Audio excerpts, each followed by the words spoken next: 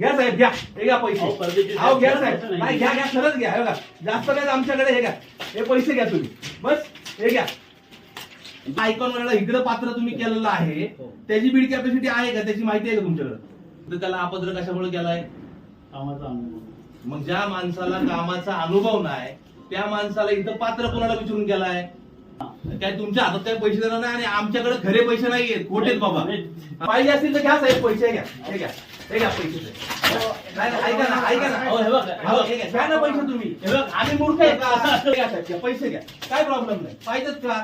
हे चुकतंय की नाही? तुम्ही काय करणार कारवाई मला सांगा. आपण चेक तुम्ही मला साहेब कारवाई काय करणार ते सांगा. हे परत सिव्हिल टेंडर साहेबांकडे घेऊन जातो. तो विषय अहो, ज्या काकड्याचं मला सांगा, शाहू त्याचं, प्रवीण त्याचं, बीएस कन्स्ट्रक्शन त्याचं, आर्यन त्याचं, एकाच घरातल्याला त्याच्या सख्या भावाचे, त्याच्या पुतण्याचे, त्याच्या दाजीचे, एका घरातल्या माणसाला टेंडर देता तुम्ही? मी हे चेक करतो परत एकदा, मी तुम्हाला तेच सांगतोय आणि मग काय झालंय सांगतो. ओके. प्रभाग क्रमांक 15 मधील केशवनगर व 17.5 नळी व प्रभाग क्रमांक 15 मधील मांजरी व शेवाळवाडी या ठिकाणी पाणी पुरवठ्याने असे टेंडर काढले होते. त्या टेंडरला प्रत्येकी टेंडरला 8 आणि 6 असे ठेकेदार पात्र झाले होते.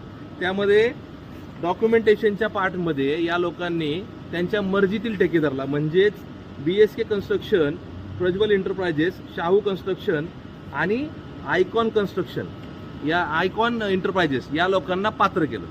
आयकॉन एंटरप्राइजेसच्या बाबतीत सांगायचं झालं तर हा आयकॉन एंटरप्राइजेस जो आहे यांनी दोन्हीकडे अप्लाय केलं होतं.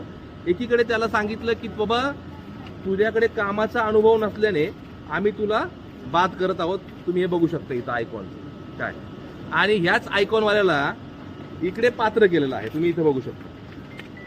मग जर हा याला इथे पात्र करतात, इथे अपात्र करत असतील तर भ्रष्टाचार झाला नाही कशावरून? या त्याच्याच बरोबर जो BS कन्स्ट्रक्शन आहे, BSK कन्स्ट्रक्शन, त्याला इथे पात्र केलंय आणि इथे कामाचा अनुभव नाही असा घेतलेला आहे.